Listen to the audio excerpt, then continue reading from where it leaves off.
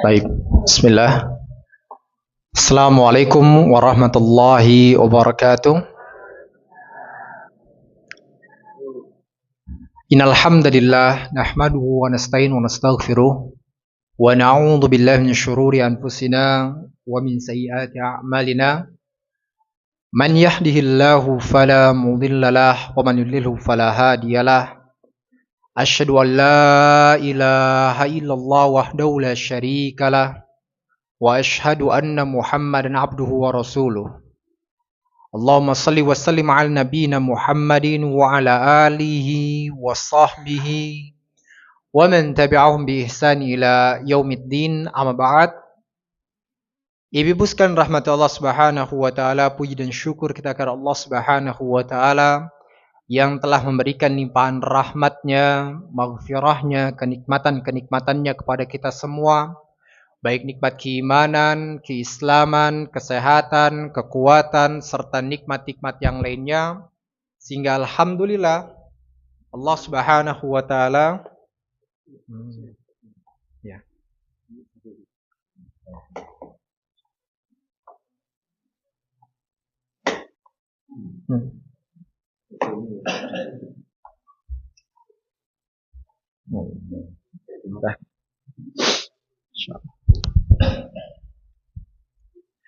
Ya, sekali lagi, sehingga Allah Subhanahu wa taala telah memberikan berbagai kenikmatan kepada kita semua, baik nikmat keimanan, kesehatan, kekuatan, serta nikmat-nikmat yang lainnya.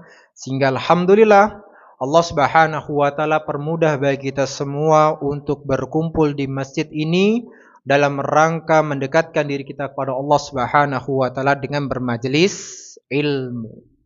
Di mana Rasulullah sallallahu alaihi wasallam telah bersabda, "Majtama'a qaumun fi baitin min buyutillah."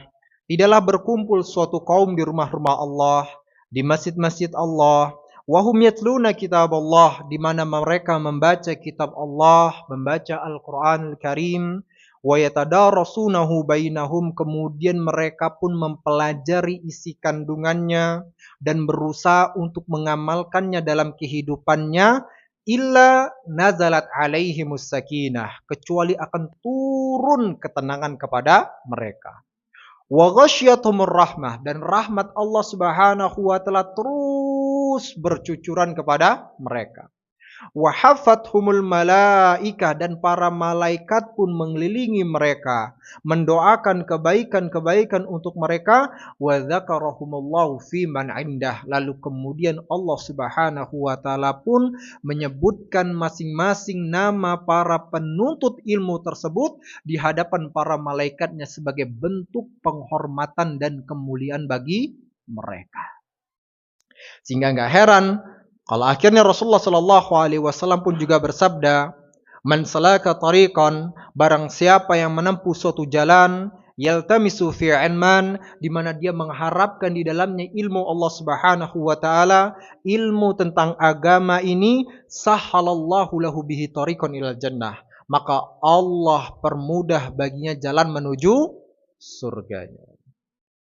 Kemudian salawat serta salam semoga Allah senantiasa mencurahkan kepada Nabiul Mustafa, Nabi Muhammad sallallahu alaihi wasallam, yang telah mengajarkan kepada kita Islam yang sempurna, membimbing kita menuju keridhaan Allah Subhanahu wa taala, di mana Allah Subhanahu wa taala telah berfirman, "Qul in kuntum tuhibbunallah." Katakanlah ya Muhammad, jikalau kalian benar-benar cinta kepada Allah, jikalau kalian benar-benar rindu kepada Allah, fattabi'uni, maka ikutilah Rasulullah sallallahu alaihi wasallam dalam akhlaknya, muamalahnya, ibadahnya, tazkiyatun nufusnya, akidahnya. Yuhibbukumullah, maka Allah pun akan cinta kepada kalian, wa yaghfir lakum dzunubakum, dan akan mengampuni dosa-dosa kalian. Dan tidak ada tempat bagi orang-orang yang terhapuskan dosa-dosanya melainkan surga Allah Subhanahu wa taala. Tapi kita katakan ibu-ibu sekalian rahmat Allah Subhanahu wa taala, untuk mendapatkan cinta Allah tersebut, ya, untuk mendapatkan cinta Allah tersebut, sekali lagi kita katakan, kita harus mengikuti SOP yang telah diajarkan oleh Rasulullah sallallahu alaihi wasallam.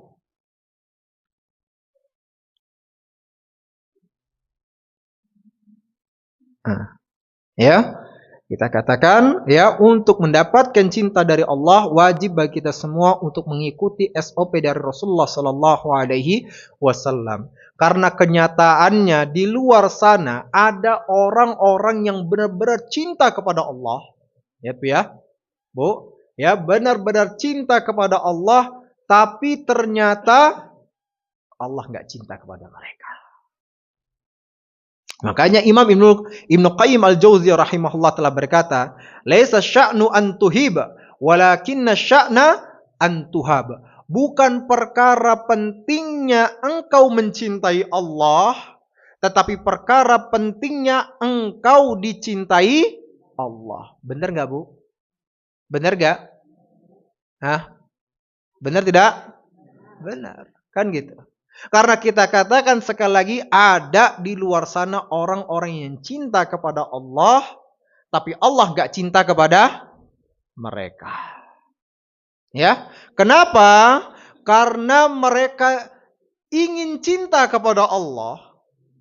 Ya, mereka ingin cinta kepada Allah, tapi bukan dengan cara yang diajarkan oleh Rasulullah Sallallahu Alaihi Wasallam. Sehingga akhirnya Allah pun gak cinta kepadanya. Ya Bu, Allah pun gak cinta kepada. Tetapi kalau ada seseorang yang dia telah dicintai oleh Allah Subhanahu wa taala, maka secara otomatis orang tersebut pasti telah melakukan sesuatu yang telah diajarkan oleh Rasulullah sallallahu alaihi wasallam, sehingga Allah pun akhirnya cinta kepada. Maka sekali lagi kita katakan, jangan sampai kita mencintai Allah dengan cinta yang pupus. Apa cinta yang pupus, Bu? Cinta yang bertepuk sebelah tangan. Ya, nah, barakallahu fikum. Taib, Ibu sekalian rahmati Allah Subhanahu wa taala. Kecepatan enggak ngomong saya, Bu? Karena saya biasanya kalau sama ibu-ibu harus bertanya terlebih dahulu.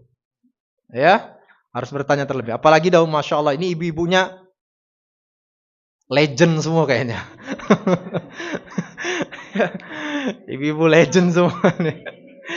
Maka saya nggak berani untuk ngatain nenek-nenek, nggak berani ya. Ibu yang di sana semua. Saya mengatakan legend. Ya. Senior, maka Masya Allah saya harus bertanya terlebih dahulu, artinya kecepatan atau tidak. Tapi insya Allah tidak, Bu, ya? Enggak ya? Baik, Masya Allah, Alhamdulillah sudah disesuaikan, insya Allah. Udah ngeliat wajah-wajah legendnya, Masya Allah. Nah, baik, ibu sekalian rahmati Allah Subhanahu wa taala. Alhamdulillah Allah Subhanahu wa taala telah pertemukan kita dengan bulan Ramadan.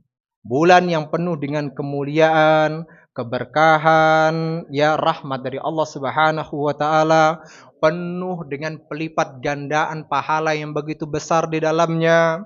Bulan yang terdapat di dalamnya satu malam yang lebih baik dibandingkan 1000 bulan, yang satu harinya ini menjadi angan-angan bagi orang-orang yang telah mati. Bagi orang-orang yang telah berlalu, menjadi angan-angan bagi para penghuni kubur.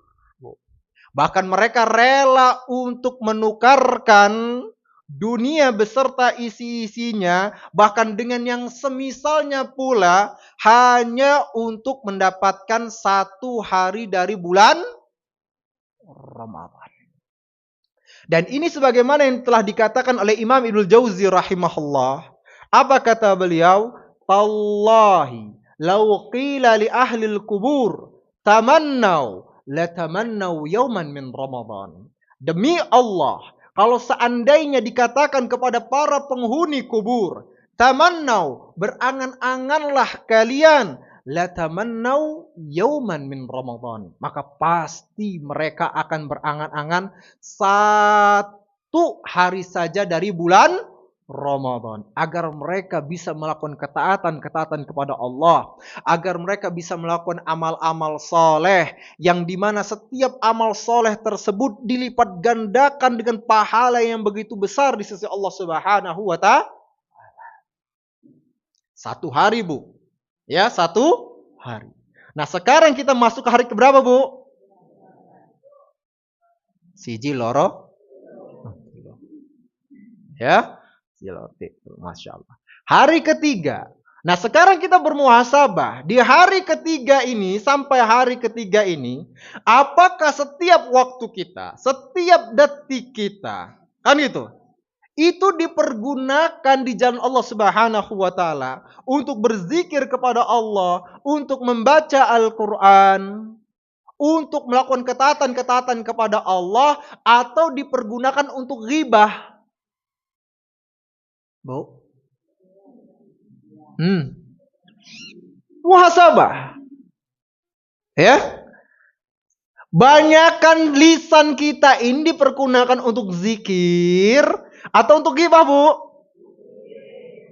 Husnuzon saya. Ya, husnuzon. Karena bulan Ramadan. Kalau di bulan enggak di bulan Ramadan, langsung saya jawab tetap husnuzon saya, Masya Allah. Ya, Bu. Tulisan kita. Ya kan itu. Mata kita, ya, kita muhasabah kembali. Lebih banyak dipergunakan untuk membaca Al-Quranul Karim atau untuk nonton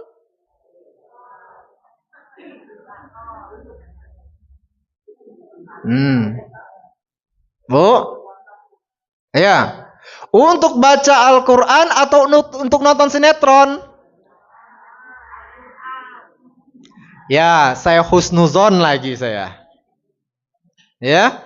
Tapi sekali lagi saya katakan, kebanyakan manusia matanya dipergunakan untuk apa? Untuk nonton sinetron, untuk nonton Korea drama, untuk nonton gibah-gibahan, untuk nonton dangdutan. Kan seperti itu. Tapi sekali lagi saya katakan, saya husnuzon kepada ibu-ibu sekalian. Tapi di luar sana, kebanyakan banyak manusia mempergunakan matanya bukan untuk di jalan Allah Subhanahu wa Ta'ala. Maka sekali lagi kita katakan, Bu, apa ibu-ibu sekalian mau mencoba dulu kematian? Bu? Ini sudah dikabarkan gitu ya, sudah dikabarkan. Ya, bahwasanya bagaimana para penghuni kubur itu berangan-angan untuk mendapatkan satu hari dari bulan Ramadan. Dan ternyata kita sampai 3 hari ini, kalau ternyata waktu kita banyak disia-siakan, dan ibu-ibu pun gak percaya dengan omongan tersebut, tes dulu, Bu. Mau ngetes kematian? Kalau ibu-ibu sudah ngetes, kabarkan kepada kami.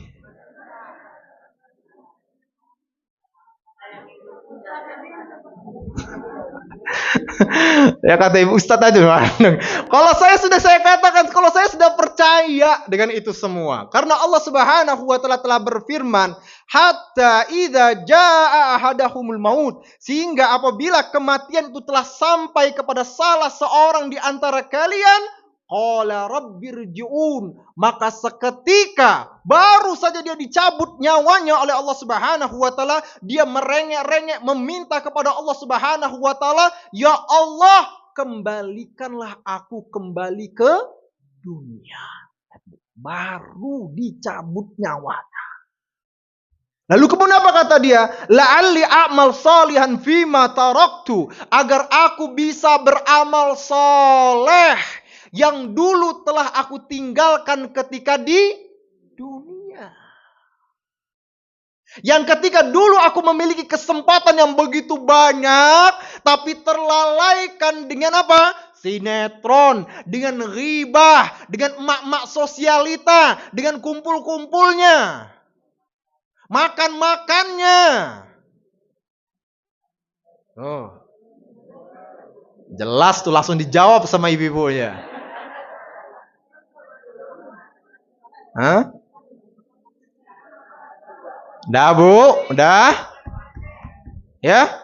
Apa kemudian kata Allah? Kalla innaha kalimatun huwa qailuha. Sekali-kali tidak, itu hanya perkataan yang diucapkannya saja. Wa min waraihim barzakhun ila yaumi yub'atsun. Sementara di hadapannya sudah ada barzakh, sudah ada dinding-dinding yang menghalanginya sampai hari kiamat nanti. Dan saya percaya dengan firman Allah Subhanahu wa taala ini. Ibu-ibu percaya enggak?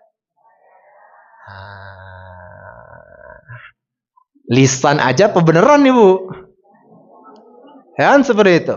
Dan Allah Subhanahu wa taala pun juga berfirman, apa kata Allah yang menggambarkan, menjelaskan tentang keadaan para penghuni neraka jahanam. Wa hum yastarikhuna fiha. Mereka menjerit-jerit di dalam neraka jahanam. Mereka merengek-rengek, mereka menangis-nangis, meminta-minta kepada Allah Subhanahu wa taala, Rabbana akhrijna, ya Allah keluarkan kami dari neraka jahanam ini sebentar saja ya Allah. Kembalikan kami ke dunia. Na'mal salihan ghairal ladzi kunna na'mal. Agar kami bisa beramal soleh yang dulu telah kami tinggal. Jadi kalau tadi ada ibu mengatakan, Ustadz aja dulu Ustadz yang coba kematian. Saya enggak, saya katakan saya sudah beriman. Dan saya mengetahui firman Allah ini. Ibu-ibu sudah tahu belum? Udah, kapan? Barusan. Itu. Tanyakan, sekali lagi kita katakan, tanyakan kepada diri kita ibu-ibu sekalian. Ya, kita muhasabah bagaimana 2 hari kita ini. Ini sudah hari ketiga. Ya, kalau ternyata kita lebih disibukkan dengan keburukan-keburukan, dengan hal-hal yang tidak bermanfaat, maka sekali lagi saya katakan, jangan sampai menjadi orang yang menyesal. Jangan sampai menjadi orang yang menyesal, Bu. Ini kesempatan yang begitu besar yang telah Allah berikan kepada kita semua. Dan kita tidak tahu kapan Allah Subhanahu wa taala akan mencabut nyawa kita. Bisa jadi setelah ini sekali lagi, bisa jadi setelah ini, setelah bermajlis ilmu ini, kita keluar dari pintu, Allah Subhanahu wa taala akan cabut nyawa kita. Kenyataannya kita pun nggak tahu, dan Allah pun juga telah berfirman, wa ma tadri nafsun bi ayyi ardin tamut. Tidak ada satupun jiwa yang mengetahui di mana dan kapan dia akan mati. Dan sekali lagi ibu-ibu sekalian juga, ya, jangan kemudian ibu-ibu berpikir, saya Ustadz dalam keadaan sehat. Saya dalam keadaan muda Ustadz. Saya masih umurnya 50. Ibu-ibu sana umurnya 70. Kayaknya yang 70 dulu yang mati. Jangan, Bu. Ya, kita katakan berapa banyak orang-orang di luar sana dalam keadaan sehat, dalam keadaan baik-baik saja, dalam keadaan Masya Allah segar, bugar. Bahkan dia pun sudah merencanakan berbagai rencana dengan keluarganya. Tapi kemudian apa? Baru saja dia bersantai-santai, keselak air, meninggal. Benar, Bu? Keselak air, meninggal. Kan gitu. Baru santai-santai dia, keselak napas, meninggal dia. Nah, kan gitu. Masya Allah. Jadi sekali lagi kita katakan ya, kematian ini datang kepada seseorang kapan saja. Dan jangan ibu melihat, kayaknya ibu itu duluan tuh. Kayaknya kenapa? Ibu itu kayaknya bangun dari tempat duduknya aja udah kesulitan. Kayaknya dia duluan yang meninggal. Jangan. Sekali lagi Bu ya. Jangan. Nah, Masya Allah. Sekali lagi kita katakan, kita nggak tahu, bisa jadi keluar dari sini atau kita balik ke rumah kita, Allah Subhanahu wa taala akan mencabut nyawa kita. Maka persiapkan diri kita terus menerus untuk apa? Untuk melakukan ketaatan kepada Allah Subhanahu wa taala. Ini sudah sebuah ketaatan dengan bermajelis ilmu dan keutamaannya begitu besar. Nanti Bu, nanti setelah ini, setelah bermajelis ilmu, keluar dari sini, jangan sampai gibah bareng lagi. Apalagi gibahin ustadznya. Jangan. Udah ibu-ibu apa? Yang naik motor, yang jalan kaki, sendiri dan sebagainya. Jalan dia sendiri, gak perlu bareng-barengan. Apa? sambil pada waktu apa? Berzikir. Astaghfirullah, astaghfirullah, astaghfirullah, astaghfirullah. Kan gitu. Yang tadi tuh datang ke sini, ya, yang tadi datang ke sini sambil ngibahin tetangganya dan sebagainya, banyak-banyak istighfar. Tuh. Sekali lagi kita katakan, bisa jadi tadi kita balik, Allah cabut nyawa kita. Ya Bu, maka betapa indahnya seseorang, Masya Allah, yang Allah wafatkan kemudian dia dalam keadaan husnul khatimah. Allah wafatkan dia sementara dia lagi mengucapkan astaghfirullah, astaghfirullah. Allah wafatkan dia sementara dia mengucapkan subhanallah wa bihamdihi subhanallahil. Sementara Rasulullah sallallahu alaihi wasallam telah bersabda, kalimatani habibatani ilar rahman. Ada dua kalimat yang begitu dicintai oleh Allah Subhanahu wa taala. Wa thaqilatani fil mizan, dan kemudian sangat berat di timbangan pada hari kiamat nanti. Wa khafifatani 'alal lisan, lalu kemudian sangat ringan untuk diucapkan. Subhanallah wa bihamdihi subhanallahil. Ingat sekali lagi, Bu. Ya, Rasulullah sudah berkata demikian. Kalimatani khafifatani 'alal lisan wa thaqilatani fil mizan. Ya, wa habibatani ilar rahman. Ada dua yang sangat ringan untuk diucapkan. Dua kalimat yang benar-benar ringan untuk diucapkan. Dan begitu berat di timbangan akhirat nanti.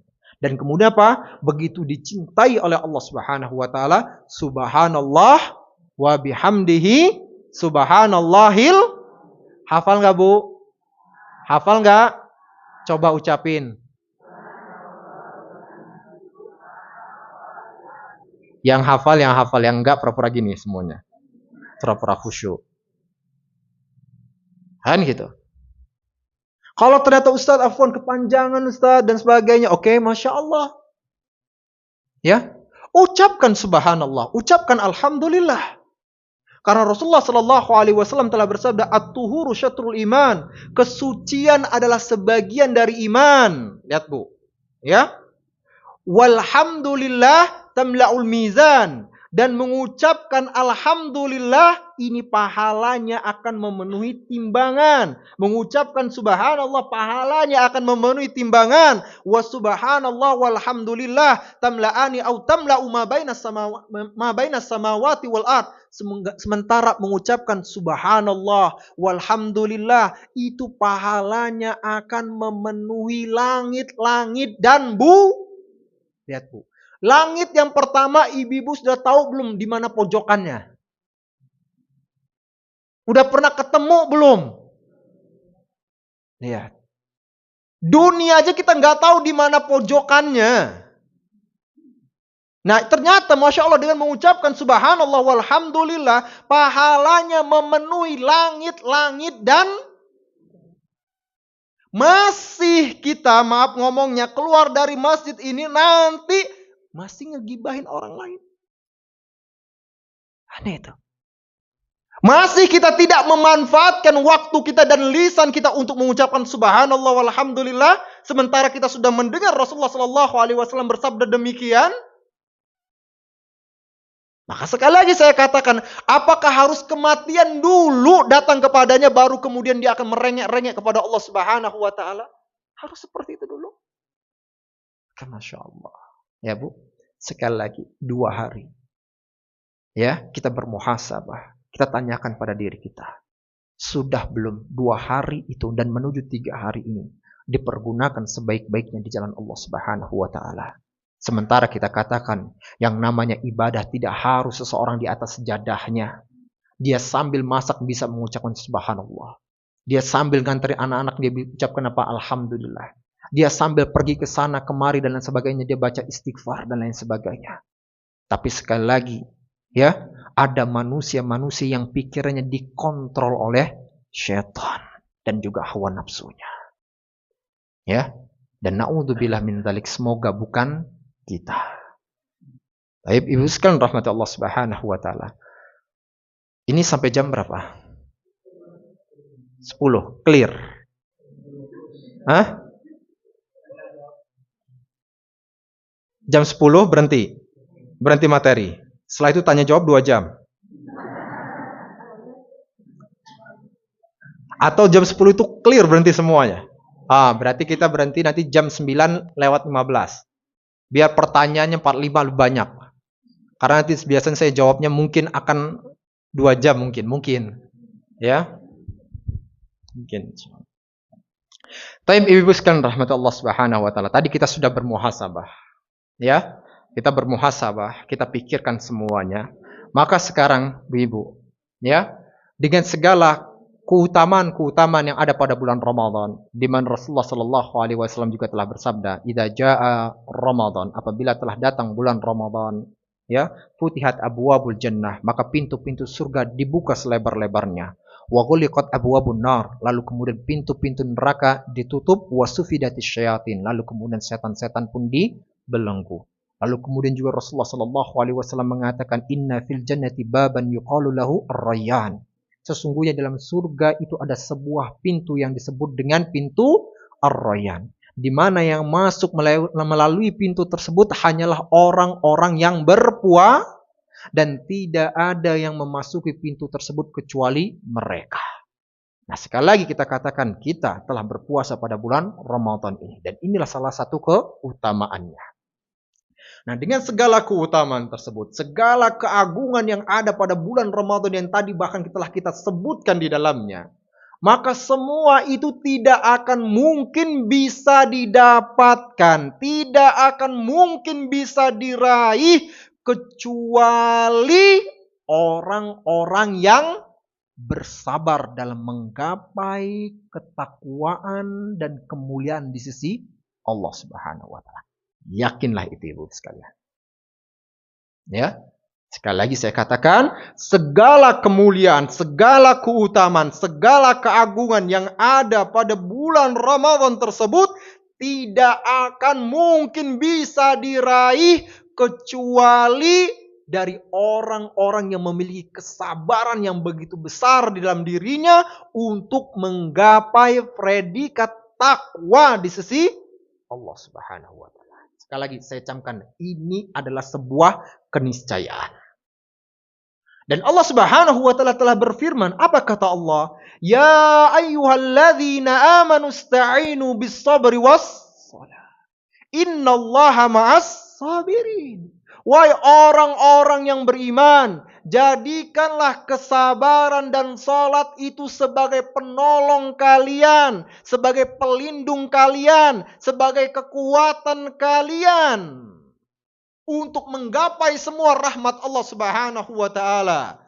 Innallaha ma'as sabirin, dan sesungguhnya Allah Subhanahu wa taala bersama dengan orang-orang yang bersabar. Ya, Allah sampaikan ini.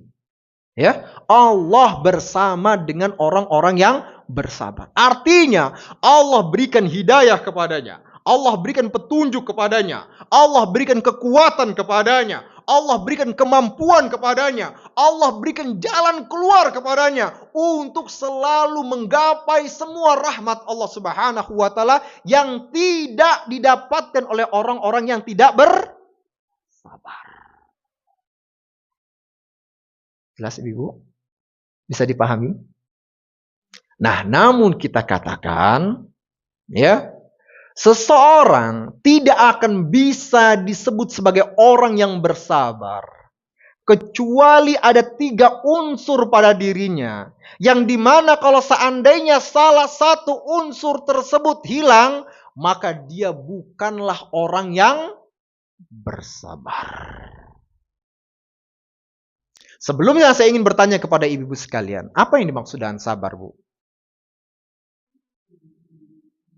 Menahan diri dari emosi, Masya Allah, Barakallah fiik. Ada lagi, Bu?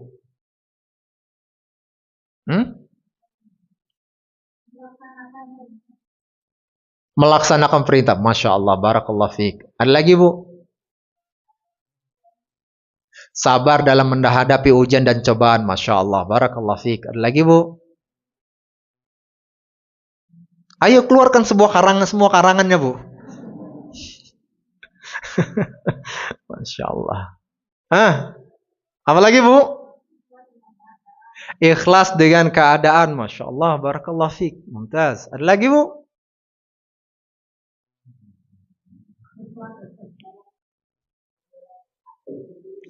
Ikhlas dalam menjalani takdir buruk. Barakallah fiik, mumtaz, Masya Allah. Ada lagi Bu? Ayo, saya berikan kebebasan untuk mengarang Bu. Masya Allah.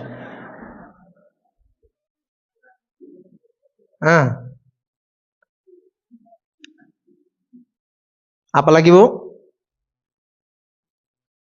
Nah, ibu-ibu yang ngintip di luar sana. Dapat belum jawabannya? Nah, pura-pura khusyuk semuanya nih. Orang ditunggu jawabannya malah saya digantungin coba. Iya Bu. Udah? Masya Allah. Barakallah fiik. Masya Allah. Jawabannya bagus-bagus semua. Masya Allah. Walaupun itu ngarang tapi Masya Allah. Tapi ngarang tersebut benar Masya Allah Bu ya. Bu, kita katakan sekali lagi, seseorang tidak akan mungkin bisa bersabar kecuali 3 unsur ini ada pada dirinya. Ya, kalau salah satunya hilang, maka dia bukan orang yang bersabar. Tadi ibu-ibu sekalian semuanya ketika diucapkan berkenaan tentang sabar, semuanya hanya berfokus pada apa? Menahan amarah, musibah yang buruk, begini dan sebagainya. Tapi kita katakan Bu, ya, yang namanya sabar adalah apa?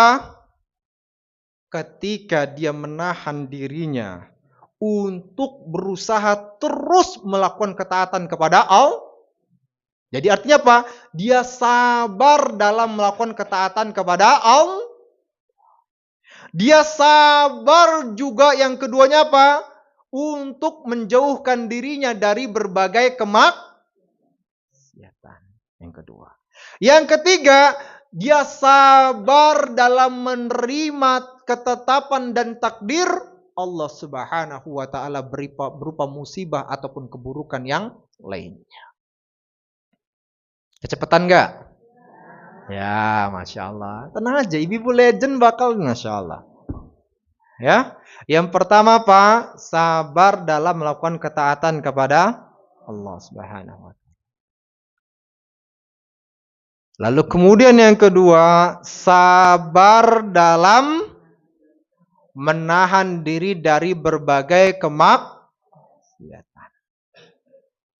Lalu kemudian yang ketiga, sabar dalam menerima ketetapan Allah Subhanahu wa taala.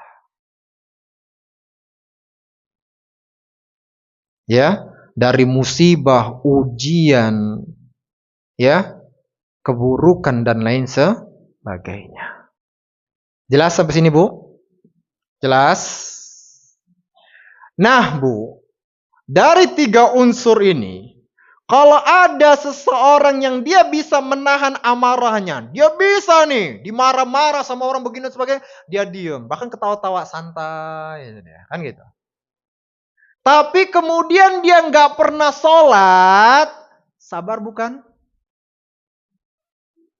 Sabar bukan? Karena maaf ngomongnya, di luar sana ada orang-orang yang salah kaprah. Ketika dia mendapatkan ada orang dia pada gitu Bu, bisa menahan amarahnya. Bahkan ketika ada ujian datang kepadanya, dia bisa nggak emosi dan sebagainya. Tapi dia nggak sholat, lalu kemudian orang itu Masya Allah sabar ya.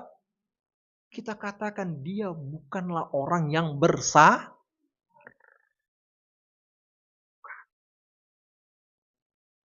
Ya, karena sekali lagi kita katakan orang yang bersabar yaitu apabila 3 unsur tadi ada pada dirinya.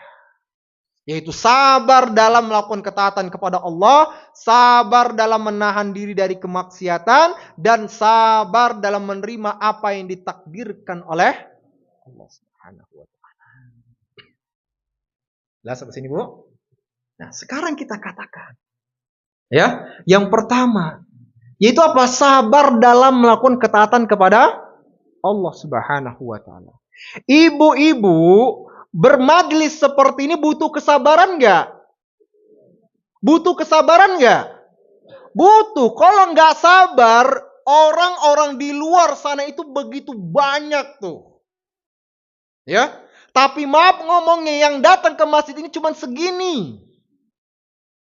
Bahkan maaf ngomongnya, ada orang-orang yang bahkan rumahnya di depan masjid, gak pernah dia bermajelis ilmu. Waduh, bukan di sini ya, bukan yang ini. Sana. Aku aja kedengeran kan seperti itu. Ya tidak apa-apa, Masya Allah. Ya kita katakan seperti itu. Oh enggak keluar Insya Allah. Itu kita katakan. Sekali lagi bermajelis ilmu ini butuh kesabaran. Kenapa Bu? Baru 15 menit ada yang sudah badannya kayak gini. Ada yang kakinya gini. Sekali lagi legend. Ya.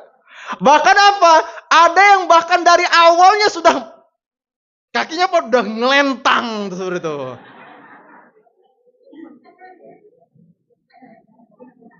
Ini menunjukkan apa? Untuk bermajelis ilmu butuh. Ya, kalau enggak maaf ngomongnya, enggak, males orang semua. Lebih baik, kata dia apa? Lebih baik dia nonton sinetron di rumah. Lebih baik dia tidur-tiduran. Lebih baik dia pegang HP, bersantai-santai dibandingkan dia harus bermajelis.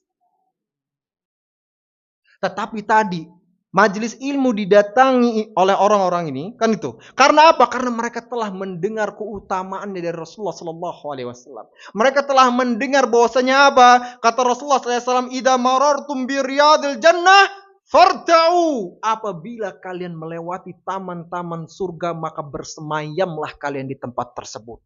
Maka kemudian para sahabat bertanya, "Ya Rasulullah, wa ma riyadul jannah?" Ya Rasulullah, apa itu taman-taman surga? Qala hilakud dzikr. Maka kemudian beliau pun bersabda, majelis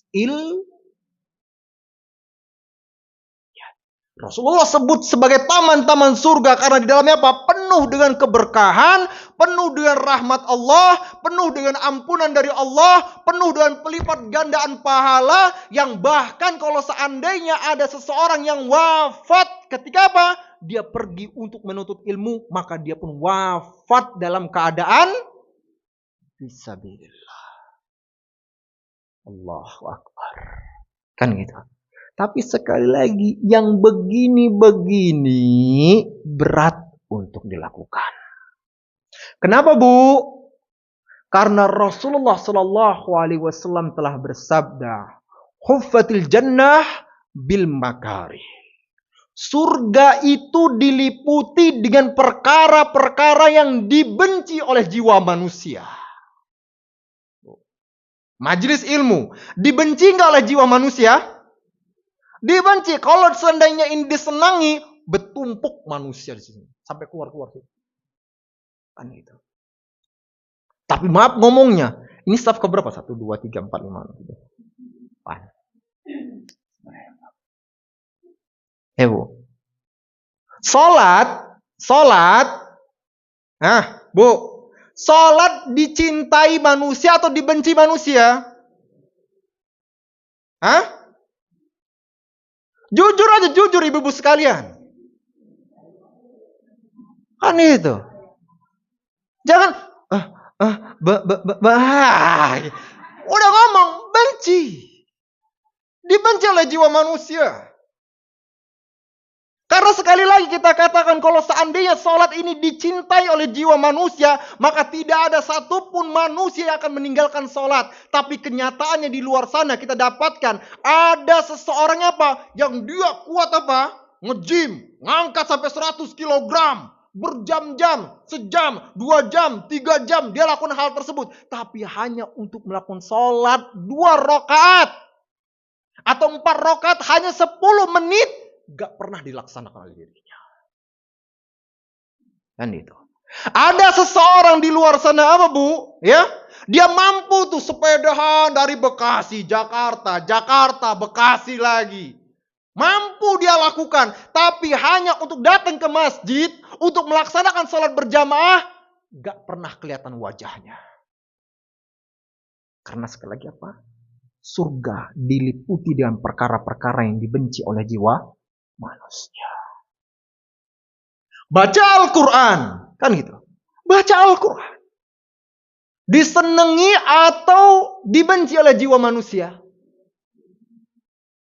Bu, kita katakan kalau seandainya Al-Quran ini ya dicintai oleh jiwa manusia, maka Indonesia Semuanya orang-orangnya bisa baca Al-Quran. Tapi maaf ngomongnya, tanyakan di luar sana berapa banyak orang yang tidak bisa mengenal huruf hijaiyah.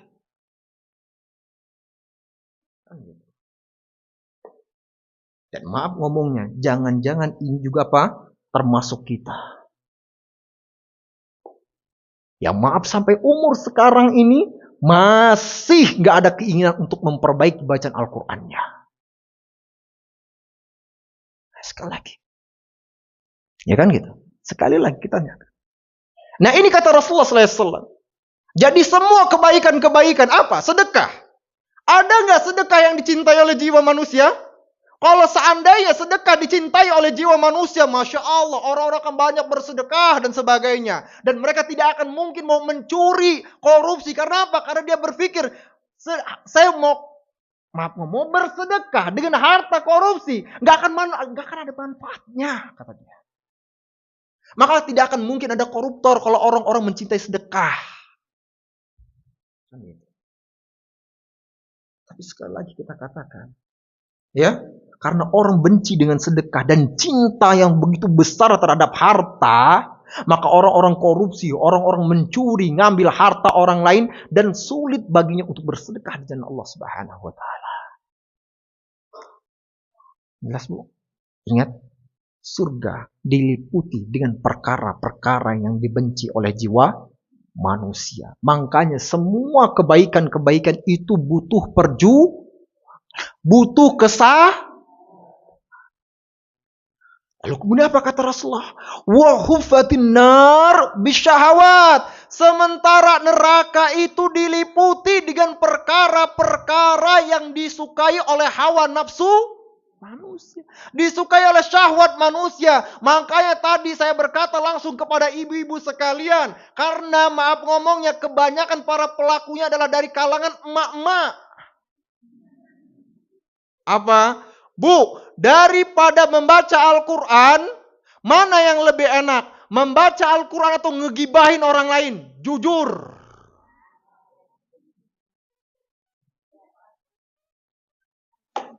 Kan itu seperti itu. Jujur, Bu. Bu, jujur. Enakan baca Quran atau gibah? Setengah-setengah, ada yang gibah, ada yang Quran. Ya, kita katakan, lihat Bu, kita katakan lempar pada diri kita, muhasabah pada diri kita. Bu, banyak manusia yang menyukai gibah, tapi banyak manusia yang lebih mencintai ketika keluar dari lisannya adalah ayat-ayat Ketika kapan? Ketika dia melaksanakan seperti apa yang dilakukan oleh Utsman bin Affan. Apa kata beliau? Wallahi, lau anna qulubana tahurat, masyabi'na min kalami rabbina, kata beliau. Ya, demi Allah, kalau seandainya hati kita ini adalah hati yang suci, hati yang bersih, hati yang bercahaya, jauh dari berbagai kemaksiatan, masyabi'na min kalami rabbina. Kita tidak akan pernah kenyang dari firman Allah Subhanahu wa Ta'ala. Itulah kenapa Utsman bin Affan radhiyallahu anhu bisa menghatamkan Al-Quran dengan 1 rakaat witir. Pernah nyoba?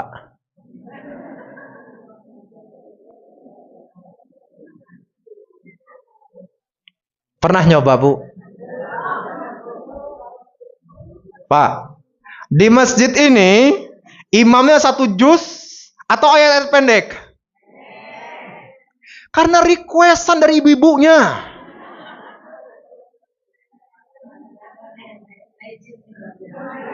Oh iya, Lestan. Ya, Masya Allah ya.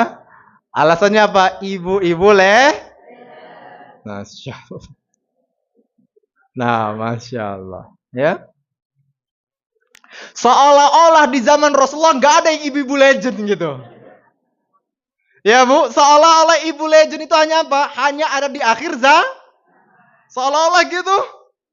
Nah, itu dia, Masya Allah. Ya, Bu. Karena inilah fakta yang terjadi, Bu. Baru imam membaca alif lam mim, baru alif lam mim. Yang di belakang sudah apa? Yang di belakang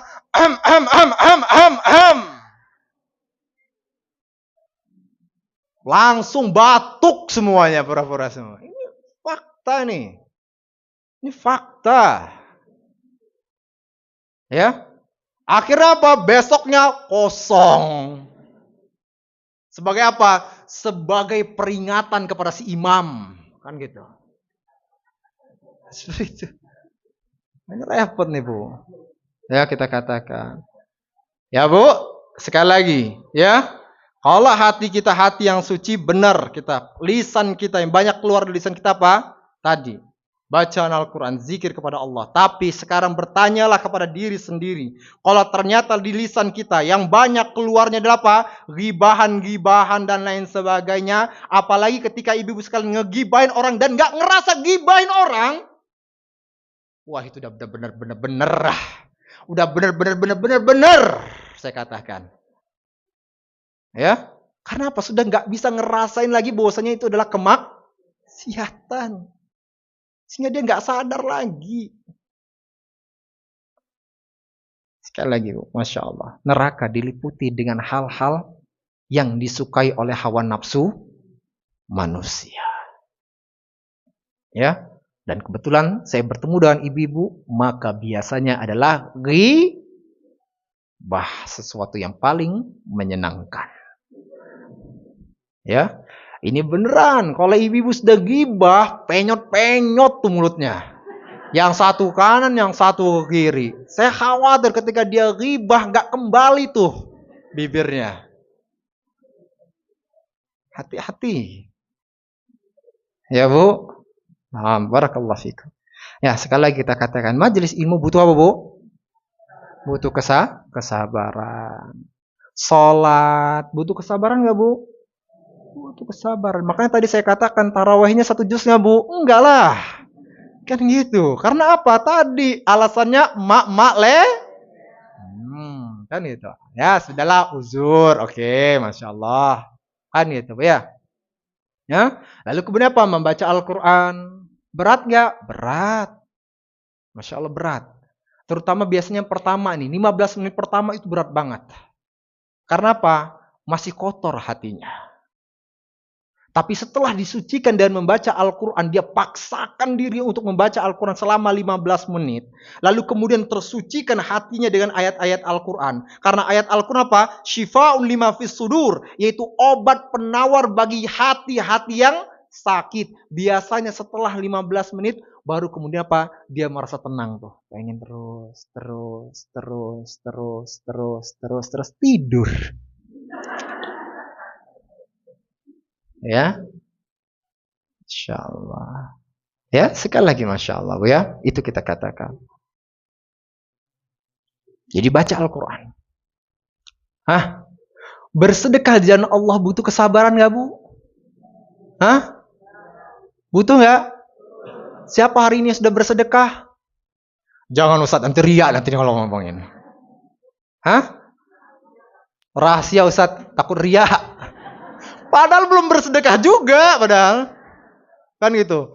Oh udah. Barusan kotak amalnya barusan lewat. Barusan kotak amalnya lewat. Kalau gak ada kajian dan kotak amal gak lewat, gak bersedekah. Saya husnuzon kepada ibu-ibu. Di luar sana saya katakan. Ya, kenapa? Karena memang sebuah kenyataan wa tuhibbunal mala hubban. Karena memang manusia itu benar-benar cinta terhadap ya, semua cinta kepada harta, kan seperti itu. Tapi lihat, ada orang-orang yang mempergunakan hartanya di jalan Allah Subhanahu wa taala, ada orang-orang yang menggunakan hartanya hanya untuk menggendutkan perutnya. Kan seperti itu. Ada yang seperti itu. Ya. Nah, orang-orang yang tadi mempergunakan hartanya di jalan Allah Subhanahu wa taala, dia kumpulkan semuanya, kumpulkan. Dia bekerja untuk apa? Mencari harta tersebut. Tetapi apa? Semua harta itu dipergunakan untuk mengejar ridha Allah Subhanahu wa taala. Karena apa? Karena dia telah mendengar Rasulullah sallallahu alaihi wasallam bersabda, "Sab'atu yudhilluhumullahu fi dhillihi yauma la dhilla illa dhillu." Ada 7 golongan yang akan mendapatkan naungan di sisi Allah Subhanahu wa taala pada hari kiamat nanti, di padang mahsyar nanti, di mana tidak ada naungan kecuali hanya naungan Allah Subhanahu wa taala. Dan disebutkan salah satunya, rajulun tasaddaqa bisadaqatin hatta la ta'lamu shimaluhu ma tunfiqu yaminuhu. Seseorang yang bersedekah dengan sesuatu sehingga tangan kirinya tidak mengetahui apa yang diinfakkan oleh tangan.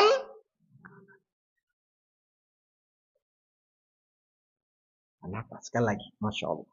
Dia telah mendengar sabda Rasulullah. Dia telah mendengar firman Allah Subhanahu wa taala, "Man dzalladzi yuqridullaha qardan hasana fayudha'ifahu lahu ad'afan katsira." Barang siapa yang memberikan pinjaman kepada Allah dengan pinjaman yang baik, dia bersedekah di jalan Allah Subhanahu wa taala, fayudha'ifahu lahu ad'afan katsira, maka Allah Subhanahu wa taala akan memberikan lipat gandaan yang lebih banyak lagi dari apa yang telah dia berikan. Bu, percaya dengan Allah? Percaya dengan janji Allah? Kalau ibu percaya dengan janji-janji ibu, suami-suami ibu sekalian semua itu PHP. Tapi janji Allah Subhanahu wa taala, Allah akan tepati. Tapi sekali lagi, Bu, ya, yang bisa melakukan hal tersebut adalah apa? Orang-orang yang tersucikan hatinya dengan firman Allah, dengan hadis-hadis Rasulullah sallallahu alaihi wasallam. Lihat ayat ini, Bu, bagaimana Allah mengatakan apa? Memberikan pinjaman dengan pinjaman yang baik. Namanya pinjaman, wajib gak, Bu, untuk dikembalikan? Wajib gak? Wajib. Tapi kalau memberikan pinjaman kepada manusia, lalu kemudian ada pertambahannya, riba gak?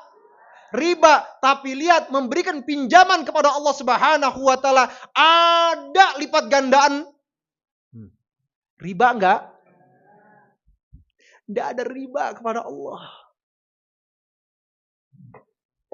Kan itu. Tapi sekali lagi, ya Bu, huffatil jannah bil makari. Surga itu diliputi dengan perkara-perkara yang dibenci oleh jiwa manusia. Sehingga orang-orang yang bisa melakukan ketaatan-ketaatan kepada Allah tadi hanyalah orang-orang yang apa? Hatinya benar-benar mendapatkan hidayah dari Allah Subhanahu wa taala. Hatinya disucikan oleh Allah Subhanahu wa taala. Hatinya Allah jadikan untuk mencintai ketaatan-ketaatan kepada Allah Subhanahu wa taala, sehingga segala bentuk amal soleh terasa begitu lezat untuk dirinya. Sehingga tadi kita katakan, Utsman bin Affan bisa dia menghatamkan Al-Quran dengan 1 rakaat witir. Utsman bin Affan mampu untuk bersedekah 950 unta plus 50 kuda. Mampu, ibu-ibu? Mampu? Untuk mengeluarkan 50.000 aja kita mikir-mikir 100 kali. Kan gitu. Ya, ada bahkan maaf ngomongnya, yang mau memasukkan uang 10.000, tapi yang masuknya 100.000, menyesal seumur hidup. Ada, kan gitu. Sama-sama merah, kan itu. Salah masuk, bisa jadi cerita seumur hidupnya. Dia cerita, waduh ya Allah, bagaimana begini. Niat, Bu, Masya Allah. Ya, tapi tadi kita katakan Masya Allah, Allah Subhanahu wa ta'ala, Utsman bin Affan disucikan hatinya oleh Allah, sehingga mampu dalam satu kesempatan 950 unta plus 50 kuda. diinfakkan dalam satu kesempatan yang bahkan maaf ngomongnya kita hanya untuk mengeluarkan 10.000 saja mikirnya 1.000 kali. Karena apa? 10.000 bisa dipakai untuk beli gorengan. Ya Bu, maka Masya Allah kalau kita tipikal orang yang pelit-pelit terhadap harta, terutama apalagi di bulan Ramadan ini, sekali lagi itu bukanlah hati-hati yang disucikan oleh Allah Subhanahu wa taala.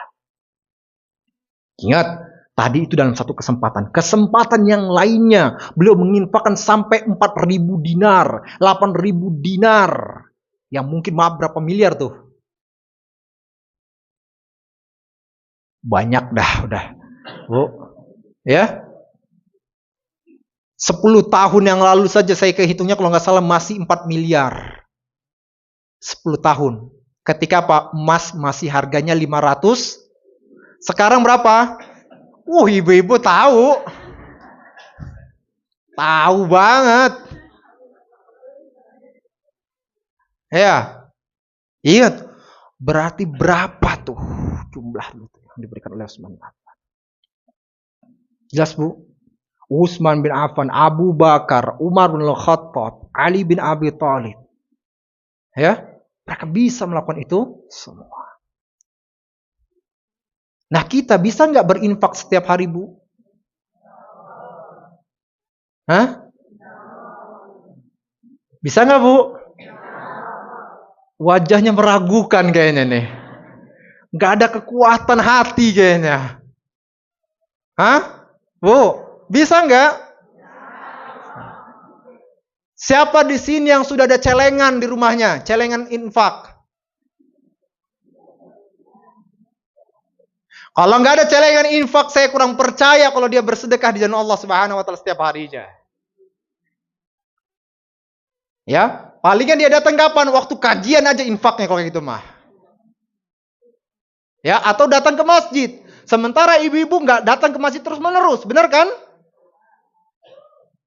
Bu, siapkan kotak infaknya, Bu, di rumah. Ya, siapkan kotak infaknya di rumah. Ajarkan bahkan kepada anak-anak kita, nak, nih 1.000 infakkan. Nak, nih 2.000 infakkan.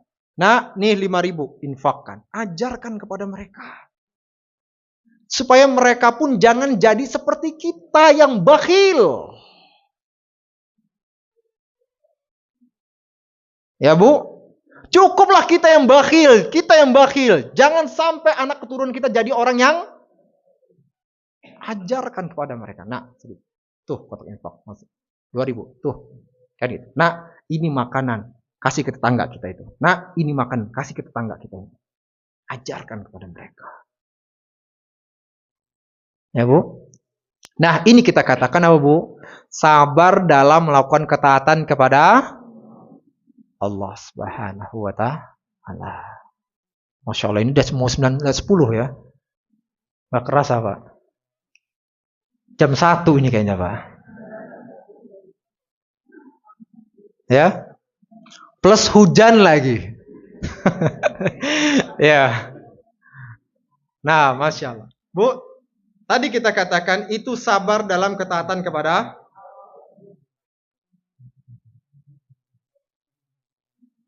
Saya ingin bercerita kepada ibu-ibu sekalian. Ibu-ibu pernah mendengar Julaibib nggak? Pak, pernah dengar Julaibib, Pak? Julaiha.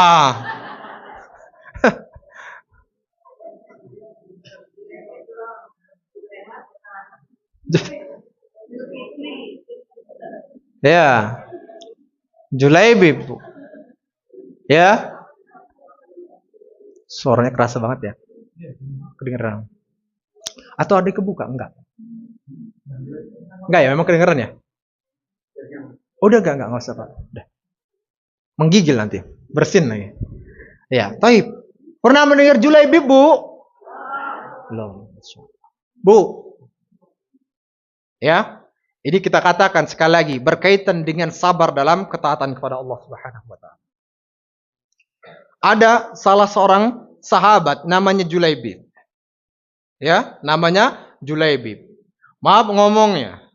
Ya, wajahnya Julaibib ini parasnya kita katakan biasa-biasa saja kalau tidak kita katakan buruk. Jelas, Bu? Lalu kemudian dia pun tidak memiliki nasab. Dan dia pun juga adalah orang yang miskin. Lihat, Bu. Ya, dia adalah orang yang miskin.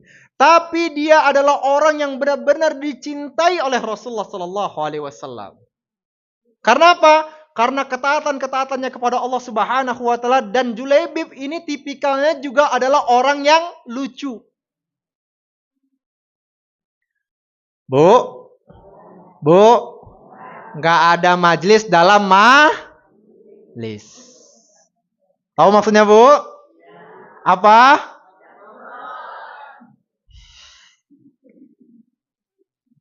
Ngobrol. Ya, Bu? Nggak ada majlis dalam nggak ada majlis dalam majlis aja, Masya Allah, ini sudah suara hujan itu begitu mengganggu, Masya Allah. Kan gitu. Tapi kita katakan Allahumma sayyiban nafi'a. Ya. Ditambah lagi dengan suara majlisnya ibu-ibu sekalian, lebih nggak kedengeran. Ya, jadi dengarkan. Nah, suatu ketika Julaibib ini datang kepada Rasulullah sallallahu alaihi wasallam seperti biasanya. Lalu kemudian Rasulullah pun bertanya kepada Julaibib, "Wahai Julaibib, apakah engkau pengen nikah?" Kata Julaibib, "Ya Rasulullah, engkau bercanda. Ya? Siapa orang yang mau menikah dengan saya dengan keadaan yang seperti ini? Wajah, maaf Bu ya, tadi kita katakan seperti tadi. Ya, bahkan dikatakan pendek.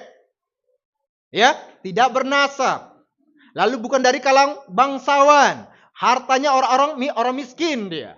Siapa ya Rasulullah yang mau menikah dengan saya, Rasulullah?" Kata Rasulullah bertanya lagi, "Mau nggak nikah?" Rasulullah, kata dia kan seperti itu. Lihat kayak gini Bu Julaibib, Masya Allah. Bercanda ya Rasulullah, kata seperti itu. Tanya lagi, "Mau nikah nggak Julaibib?" Wah, kata Julaibib, ini Rasulullah kalau udah ngomong kayak gini beneran nih. Kan gitu. Kata Julaibib, "Tentu ya Rasulullah, saya mau nikah ya Rasulullah. Tapi sekali lagi, siapa yang mau menikah dengan saya Rasulullah?" Kata Rasulullah, "Santai, tunggu di sini." Bu, nggak tanggung-tanggung pada itu apa? Rasulullah Shallallahu Alaihi Wasallam mendatangi seorang Ansor yang kaya raya, yang bangsawannya dari Ansor. Lalu kemudian dia pun berkata kepada orang tersebut, "Wahai Tuan, saya ingin menikahi putri Anda." Kata orang tersebut, "Ya Rasulullah, suatu kehormatan bagi kami ya Rasulullah, suatu kemuliaan bagi kami ya Rasulullah, apabila putri kami bisa menikah dengan engkau ya Rasulullah." Salah paham, Bu. Salah paham. Maka kemudian kata Rasulullah, ya, "Tapi bukan untuk saya." Kaget orang tersebut.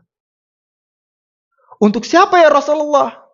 Dipikirnya mungkin apa? Untuk Abu Bakar, kan gitu.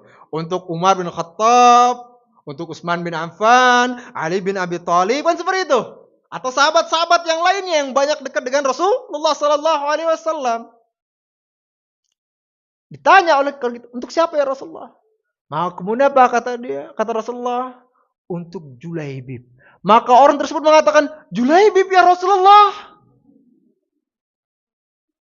Kalau bahasanya kita, "Yang benar dulu Rasulullah." Itu kalau kita tuh pakai bahasa Indonesia gitu ya, ya. Yang benar dulu Julaibib nih. Kan gitu. Ini putri saya cantik. Kan gitu. Kaya raya, punya nasab yang baik dari kalangan bangsawan. Banyak orang-orang yang datang ke sini untuk menikahinya. Semua ditolak. Julaibib. Itu bahasanya kita. Tapi ingat Bu ya, itu bahasanya kita. Nah, kemudian apa kata orang tersebut? Inilah bedanya laki-laki nih Bu. Apa kata dia? "Baik ya Rasulullah, saya ngobrol dulu dengan emaknya anak-anak." Tahu ya, kalau ada emaknya anak, ini jargon. Bosnya nih, bosnya. Ya. Akhirnya apa? Diplomatis lah, kalau laki-laki itu diplomatis. Nah, kemudian apa? Datang nih suaminya kepada istrinya. Lalu kemudian mengatakan, tadi Rasulullah datang kepadaku. Lalu kemudian Rasulullah pun mengatakan, dia ingin menikahi putri kita. Maka istrinya pun berkata, suatu kehormatan, suatu kemuliaan. Apabila putri kita bisa menikah dengan Rasulullah Sallallahu Alaihi Wasallam. Kata suaminya, tunggu dulu. Ya, tapi bukan untuk Rasulullah. Kaget istrinya. Sama berpikirnya, kalau gitu untuk siapa? Kan gitu, jangan-jangan tadi Abu Bakar, Umar, dan lain sebagainya. Lalu kemudian apa kata suaminya? Untuk Julaibib. Julaibib, kata. Oh, Masya Allah. Saking nih Bu ya. Ini saking nih udah benar-benar. Kalau ada lagi yang lebih keren lagi dari ekspresi saya, mungkin lebih. Nah, sorry itu. Julaibib, dak. Nah, ini bedanya kalau emak-emak dengan bapak-bapak. Kalau emak malah sumpah, enggak. Walaupun itu perkataan Rasulullah, enggak, kata dia. Tuh. Ya, enggak bisa. Ya, putri kita cantik, putri kita begini dan sebagainya. Mau dinikahi dengan Julaibib, enggak bisa. Sekarang kita menghadap kepada Rasulullah SAW, kita katakan kita keberatan untuk tuh kekuatan emak. Jelas Bu? Dari sejarah kita sudah mendapatkan itu semua. Ya, akan kekuatan emak-emak, ya, terkenal emak-emak, ya. Nah, kemudian apa? Ketika tadi akhirnya suaminya, akhirnya apa? Tadi bersama dengan istrinya mau menghadap kepada Rasulullah Sallallahu Alaihi Wasallam, tiba-tiba dari kamarnya, dari kamar rumah mereka terdengar, ya, suara seorang wanita. Dikatakan, wahai ayah, wahai ibu. Siapakah yang memerintahkan hal tersebut? Rasulullah Sallallahu Alaihi Wasallam, kata mereka. Dikatakan lagi, wahai ibu, wahai ayah, apakah Rasulullah Sallallahu Alaihi Wasallam ingin mendatangkan keburukan untuk umatnya? Tidak, kata orang tua. Maka kemudian apa? Putrinya pun sambil keluar pada waktu mengatakan, saya tidak akan mau menikah kecuali dengan Julaibib. Masya Allah Bu. Suara itu. Ya. Julaibib yang tadinya nggak dipandang, tiba-tiba wanita yang cantik tadi berkata, saya tidak mau menikah kecuali dengan Bu, kita katakan. Kalau secara logika, gitu ya. Kalau secara logika, wanita ini untuk menikahi Julaibib butuh kesabaran nggak? Dia butuh kesabaran untuk mengalahkan ego dia. Kenapa? Dia adalah seorang wanita yang cantik, bangsawan, dan banyak laki-laki yang datang kepadanya untuk menikahi dirinya. Semuanya ditolak. Tapi kemudian apa? Tapi kemudian datang seorang laki-laki yang berasal dari lisan Rasulullah SAW, Julaibib. Yang maaf tadi sudah kita paparkan bagaimana sifat-sifatnya. Maaf Bu, siapa dari antara ibu-ibu yang kira-kira mau milih Julaibib? Sekarang saya katakan kepada ibu-ibu sekalian, ada di luar sana orang-orang yang wajahnya mungkin farasnya kayak Julaibib. Mau nggak kira-kira ibu-ibu sekalian menikahkan putrinya dengan orang tersebut? Atau maaf ngomongnya, dulu bahkan ketika ibu-ibu mau menikah dengan suaminya, apakah ibu-ibu milih Julaibib? Hah? Tapi lihat bagaimana wanita ini dengan penuh kesabaran. Dia pendam segala egonya. Dia pendam segala kesombongannya. Dia pendam segala-galanya. Ya, karena apa? Karena untuk mendengar sabda Rasulullah SAW, dan itu adalah sebuah ketaatan. Ya, bahkan wanita tersebut, putri tersebut membawakan firman Allah Subhanahu wa taala. Apa? Wa ma kana lil mu'minin wala mu'minatin idza qadallahu wa rasuluhu amran ayyakuna lahumul khiyarah fi amrihim. Tidak layak bagi seorang mukmin laki-laki maupun wanita ketika Allah dan Rasulnya telah menetapkan suatu perkara, lalu kemudian dia pun mencari jalan keluar yang lainnya. Kata wanita tersebut, enggak. Saya mau nikahnya dengan Julaibib.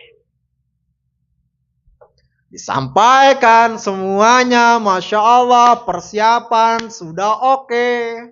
Akad sudah berlangsung, ada yang mengatakan demikian, ada yang mengatakan sudah mau akad nih, kan seperti itu. Udah mau nih nikah, kan gitu. Ada yang mengatakan sudah, ada yang mengatakan belum. Ya, nah sudah nih. Intinya pada waktu, pokoknya apa pada waktu itu di hadapan Julaibib, surga dunia ada di hadapannya. Benar bu? Wanita yang cantik, wanita yang solehah, wanita yang kaya raya, wanita yang bermartabat, wanita yang bisa meninggikan derajatnya di hadapan manusia. Surga bukan bu? Surga bukan itu? Surga. Di hadapan Julaibib. Udah siap-siap semuanya bu. Ya, kan itu. Udah siap-siap semuanya. Namun ternyata bu, sebelumnya apa? Sebelumnya Rasulullah SAW sudah mendoakan wanita tersebut. Masya Allah. Dengan keimanannya. Ya, sudah mendoakan apa? Supaya wanita tersebut mendapatkan seluruh kebaikan-kebaikan dari Allah Subhanahu wa taala. Bahkan Rasulullah pun berdoa agar wanita itu tidak pernah mengalami kesulitan dalam kehidupannya. Artinya apa? Hartanya terus mengalir. Dan memang kenyataannya bu, akhirnya apa nanti? Wanita terus kaya bu. Kaya. Nggak pernah kesempitan. Nah tadi ketika mereka sudah siap-siap dan sebagainya, Julaibib pun sudah berpikir tuh surga dunia ada di hadapannya. Tiba-tiba datang bu perintah dari Allah Subhanahu wa taala kepada Rasulullah untuk berjihad. Ketika itu juga, saat itu juga. Kira-kira kalau udah kayak gini gimana bu? Kalau udah kayak gini, melangsungkan akad pernikahan atau jihad? Hah?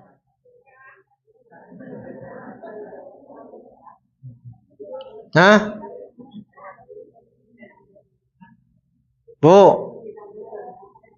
nikah dulu baru jihad. Orang seketika kok gitu seperti itu, nikah dulu baru jihad. Kan gitu. Kira-kira gimana bu? Rasional. Dengan keadaan akhir zaman ini bu.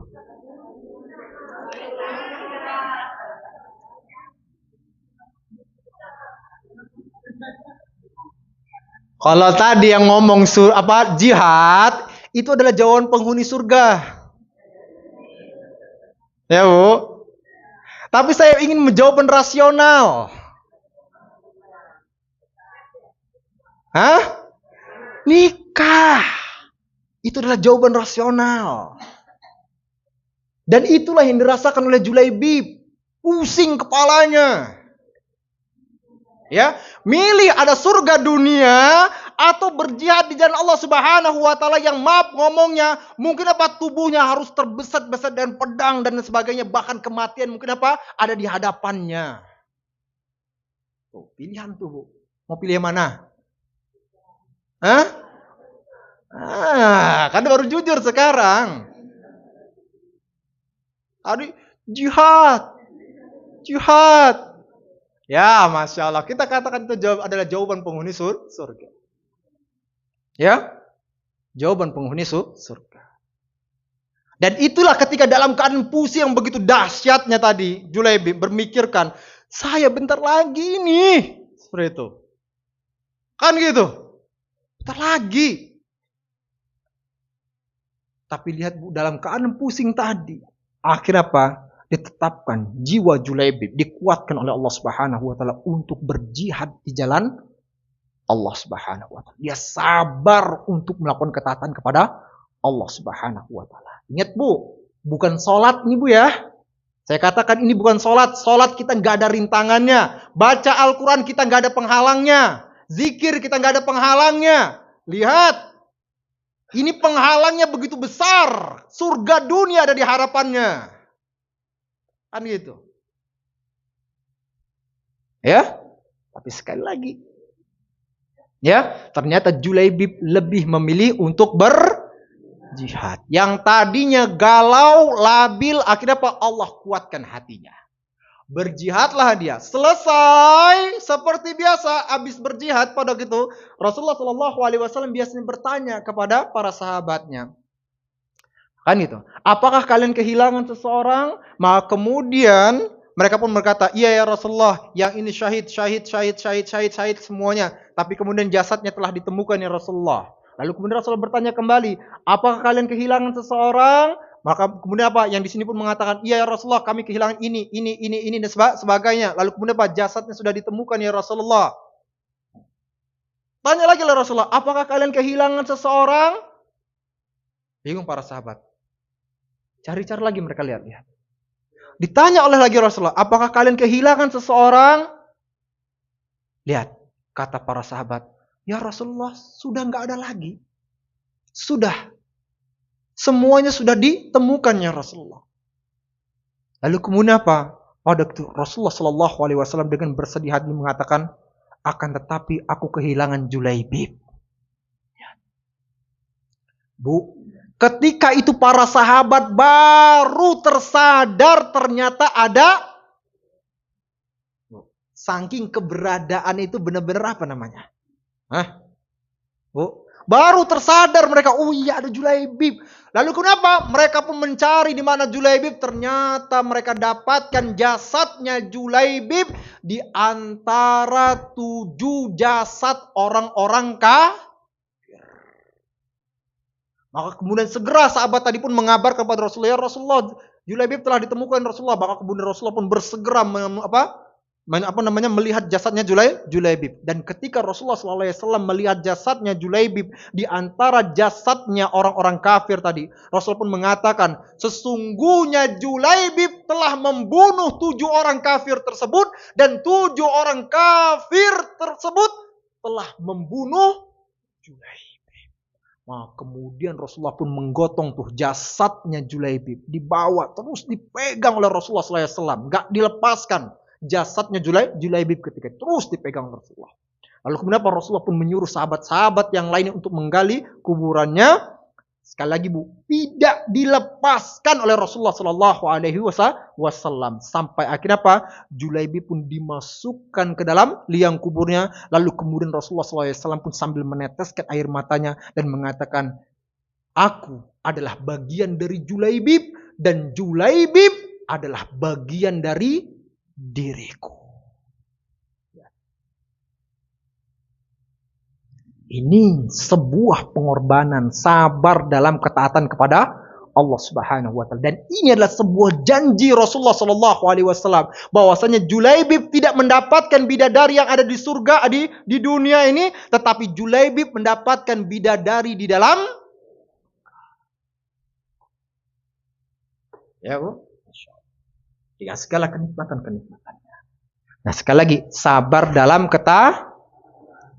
Lalu kemudian yang kedua, di jam 9:30 nih. Terus, insyaallah. Yang kedua adalah sabar dalam menahan diri dari kemaksiatan. Di mana Rasulullah Shallallahu Alaihi Wasallam telah bersabda, ya'ti 'alan nasi zaman as-sabiru fihim 'ala dinihi kal qabidi 'alal jamar. Akan datang suatu zaman kepada manusia, orang-orang yang bersabar di atas agamanya, orang-orang yang istiqomah di atas agamanya, yang menjauhkan dirinya dari berbagai kemaksiatan, kal qabidi 'alal jamar. Ya, itu bagaikan orang yang menggenggam bara api. Terasa begitu panas, terasa begitu menyulitkan, terasa begitu menyakitkan. Kan gitu. Saya tidak mengatakan kepada ibu-ibu sekalian, kalau saya mengatakan, lihat bagaimana perzinahan. Mungkin sama ibu-ibu sekalian, Ustaz, kami udah tua. Enggak. Legend. Ya. Artinya sudah tidak terpikirkan lagi perzinahan. Tapi kita katakan lihat bagaimana para pemuda di luar sana. Ya. Pemuda di luar sana, pemudinya. Yang kemudian apa? Yang banyak dari orang-orang semuanya melakukan perzinahan sana sini, sana sini, sana sini. Bahkan setiap malam ahadnya, malam minggunya, orang-orang tuanya membiarkan anak-anak putrinya dibawa oleh laki-laki yang bukan mahramnya. Dan senang, anak saya, putri saya laku, kata dia. Kebodohan. Nah, di antara pemuda-pemuda tersebut ada seorang laki-laki yang mereka tetap bertahan. Gak ikut-ikutan, gak mau ini, gak mau itu dan sebagainya. Gak ada malam minggu dan sebagainya. Berat gak, Bu? Berat. Sekali lagi, itu butuh kesabaran. Kan gitu. Orang untuk sombong, Bu. Ya, butuh kesabaran gak untuk menekan egonya? Bu? Apalagi yang kaya, punya harta, punya motor, punya mobil, punya kesempatan untuk sombong tuh dia. Emasnya biasanya pada gini. Emasnya. Kan gitu. Diperlihatkan. Ya, sombong. Ya, tapi sekali lagi ada orang-orang yang bersabar untuk menekan rasa sombong itu pada dirinya. Nah, kebanyakan manusia tadi gak bisa menahan sombongnya.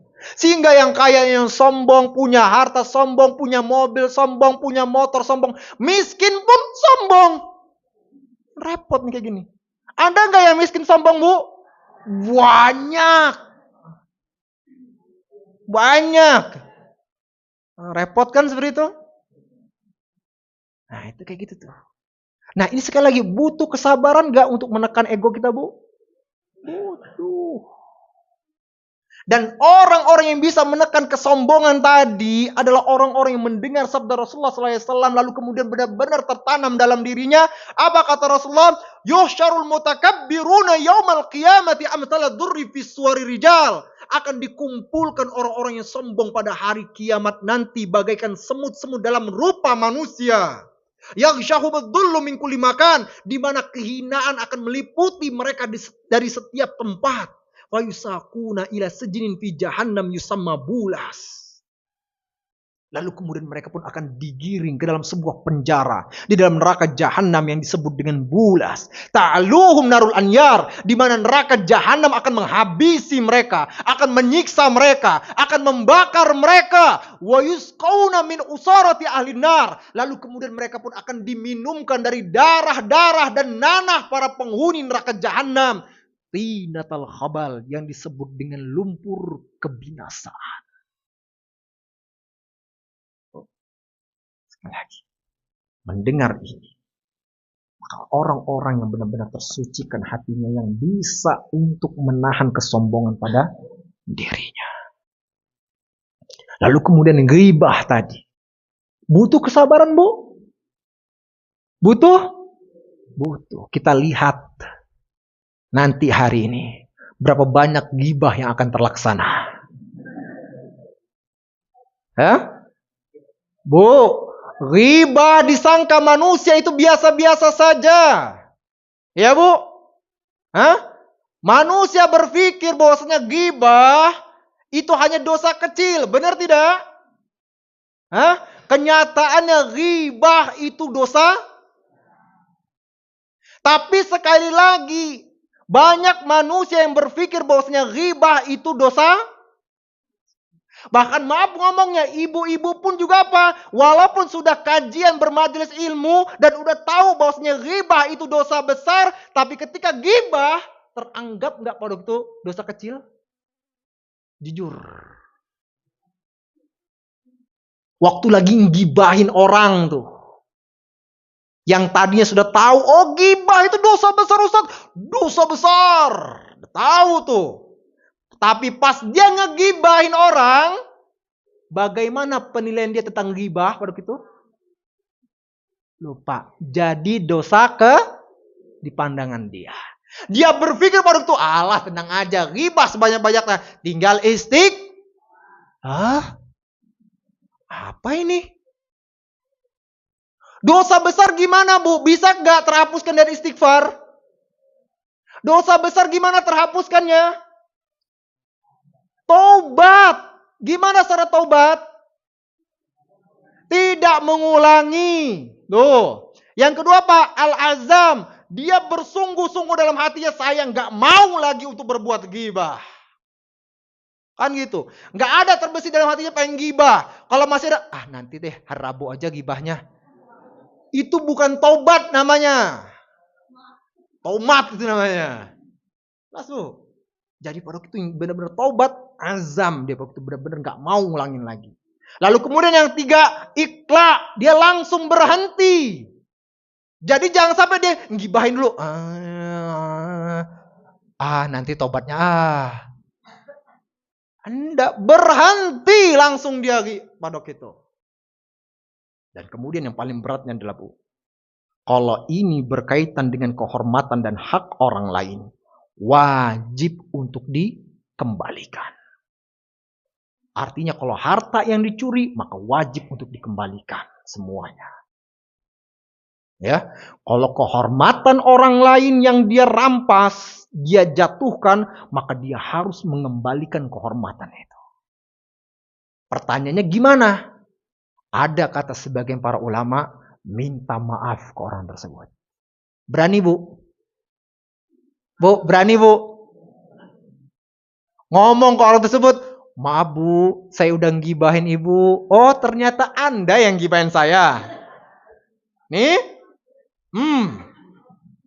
Kena getok tuh ya, saudara itu. Ya, Bu, berani minta maaf? Beneran? Jangan bohong. Abis ini langsung berani minta maaf? Enggak. Bu, ya, enggak. Caranya apa? Satu, yang pertama, kalau ibu-ibu sekalian sudah ngibahin orang tersebut. Yang pertama adalah berikan hadiah. Jadi kalau selama ini ada ibu-ibu yang ngasih hadiah ke ibu-ibu sekalian,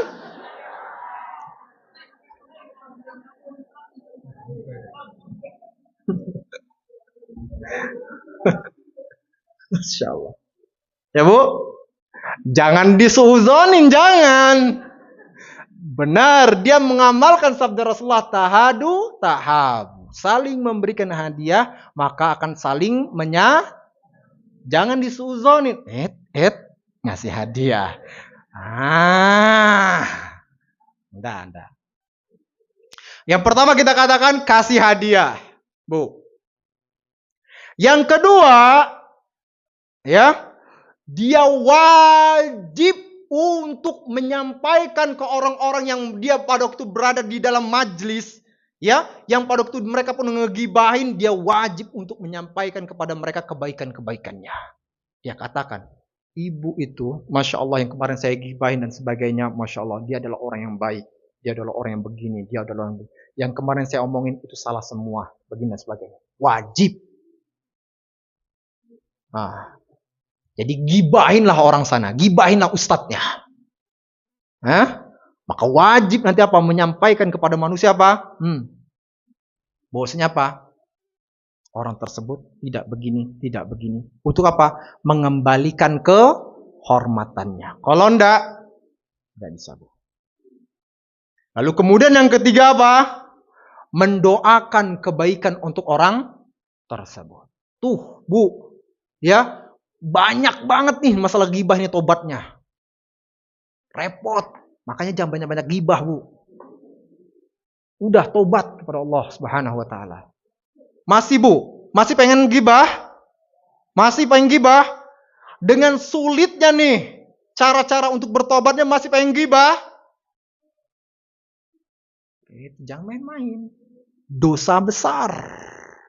Dan ingat, Rasulullah Shallallahu Alaihi Wasallam telah memberitahukan, wahal yakubun nasu finnari ala wujuhim illa hasaida alsinatim. Berapa banyak manusia yang dijerumuskan ke dalam neraka jahanam dalam keadaan tersungkur di atas kepala-kepala mereka, illa hasaida alsinatim, kecuali disebabkan lisan-lisan mereka. Jadi banyaknya tuh manusia yang masuk dalam neraka jahanam bukan masalah zina, masalah ini, bukan gara-gara lisan. Kan gitu. Bahkan kita katakan kebanyakan penghuni neraka jahanam dari kalangan siapa, Bu? Jujur, Masya Allah. Kenapa? Kenapa, Bu? Kenapa? Kok wanita, Bu? Hah? Ghibah? Ya, satu ghibah. Kemudian pada hadis Rasulullah SAW memberitahukan bahwasanya apa? Kebanyakan para penghuni neraka jahanam itu dari kalangan wanita. Kemudian para sahabat bertanya, ya Rasulullah, kenapa ya Rasulullah? Yakfurna, karena mereka kufur. Kaget para sahabat. Yakfurna billah, apa karena mereka kufur kepada Allah? Yakfurna bil ashir. Mereka kufur kepada suaminya. Suaminya yang sudah beri tempat untuk dirinya. Suaminya yang sudah berikan kendaraan untuknya. Suaminya yang sudah berikan nafkah untuknya. Suaminya yang sudah memberikan pendidikan untuk anak-anaknya. Suaminya yang sudah memberikan gorengan, tahu kalasan untuk dirinya. Udah banyak tuh diberikan. Tiba-tiba ada satu permintaan. Mas, beliin emas dong 20 gram. Tapi kemudian gak bisa dikabulkan oleh suaminya. Lalu kemudian apa kata wanita tersebut? Nih Bu, lisannya nih.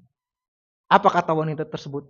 Aku tidak pernah melihat ada kebaikan pada dirimu.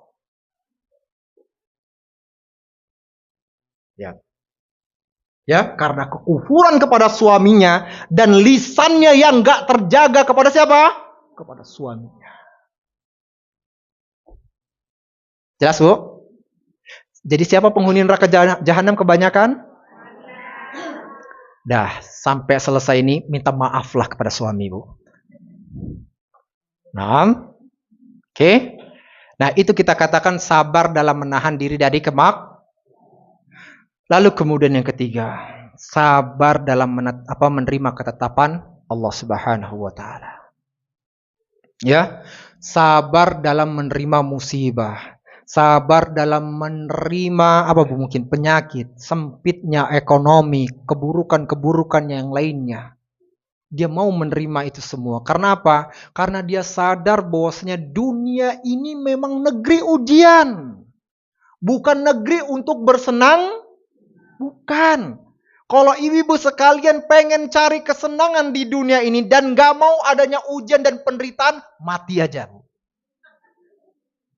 Beneran. Mati aja. Karena namanya di dunia ini gak ada namanya kesenangan abadi. Ya, banyak penderitaan, banyak ujian. Bahkan ibu-ibu sekalian semakin tinggi iman ibu-ibu sekalian, maka semakin besar ujian-ujiannya dari Allah Subhanahu wa taala. Kan gitu. Tapi tadi hanya orang-orang yang bersabar yang mau menerima takdir dari. Karena sekali lagi dia paham bahwasanya seluruh kejadian yang ada di dunia ini semuanya telah ditetapkan oleh Allah Subhanahu wa taala 50.000 tahun sebelum Allah Subhanahu wa taala menciptakan langit dan 50.000 tahun. Kan Masya Allah, ya. Jadi apapun, Masya Allah. Kalau ada orang yang Masya Allah kuat, dia menerima ujian-ujian dan sebagainya, ya, dan dia tetap bersabar dan mengharapkan pahala yang besar dari Allah Subhanahu wa taala, maka orang-orang yang seperti ini tadi, Masya Allah, dengan semuanya, dengan ketiga ketaatan yang tadi, sabar dalam melakukan ketaatan kepada Allah, sabar dalam menahan diri dari kemaksiatan, dan sabar dalam menerima takdir Allah Subhanahu. Maka dialah Masya Allah, Bu, ya, sebagai calon para penghuni surga. Belum. Kata amin ini kayak seolah-olah pengen udah usah tutup. Belum, masih lama. Saya hanya menerima requestan ibu-ibu yang pertama tadi. Jam 11, siap Ustaz. Oh, udah jam 10. Baik, ibu-ibu sekalian. Sekali lagi, saya tutup lagi dan kisah. Kalau memang nggak ada pertanyaan, sudah tutup. Tapi saya katakan, kisah ini lebih penting dibandingkan pertanyaan tadi mungkin. Semoga. Ibu-ibu pernah mendengar Abu Kilabah? Jadi kita tutup sekarang? Hah? Ya? Terusin. Kirain tadi sudah amin. Oke? Ibu-ibu sekalian rahmati Allah Subhanahu wa taala, disebutkan dalam sebuah riwayat, ya, bahwasanya ada seorang pemuda yang bernama Abdullah bin Muhammad yang pada waktu itu dia diperintahkan untuk berjaga-jaga di perbatasan wilayah kaum muslimin. Akhirnya berangkatlah dia. Dan ketika dia sampai di perbatasan wilayah kaum muslimin di dekat laut, dia lihat dari kejauhan ada tenda di sana. Maka dia datang itu tenda tersebut. Ternyata ketika dia sudah mulai dekat dari tenda tersebut, dia mendengar ada orang yang terus berzikir kepada Allah Subhanahu wa taala dan terus zikir lalu kemudian memuji Allah Subhanahu wa taala dengan pujian Allahumma auzi'ni an ahmadaka hamdan ukafi'u bihi syukra ni'mataka allati an'amta alayya wa faddaltani ala katsirin mimman khalaqta tafdila. Ya Allah, berikanlah petunjuk kepadaku untuk terus memberikan pujian kepadamu ya Allah. Dengan pujian yang bisa menunaikan rasa syukurku kepadamu ya Allah. Wa faddaltani ala katsirin mimman khalaqta tafdila. Dan engkau ya Allah telah memberikan anugerah kepadaku yang tidak diberikan kepada manusia-manusia yang di luar sana. Jatuh. Dah? Ya Bu? Sampun? Sama saya sendiri. Nih pemuda yang bernama Abdullah tadi, dia berpikir, wah, nikmat apa nih yang sudah didapatin oleh orang tersebut sehingga dia nggak ada habis-habisnya. Dari saya datang sampai mau ke tendanya, dia nggak berhenti-henti untuk mengucapkan pujian tersebut. Pasti akhirnya apa? Ada kenikmatan yang besar didapatkan oleh orang tersebut. Dia pengen tahu. Ya, akhirnya apa Bu? Sampai dia ke tenda tersebut, lalu kemudian dia pun mengucapkan salam dan dijawab waalaikumsalam. Lalu kemudian apa? Dia pun izin untuk masuk dalam tenda tersebut, lalu kemudian diperbolehkan. Dan ketika dia masuk ke tenda tersebut, dia dapatkan seseorang yang sudah tua, yang tangannya buntung, yang kakinya buntung, yang telinganya sudah berkurang, matanya buta, semuanya dia dalam keadaan terlentang, yang tersisa hanya lisannya.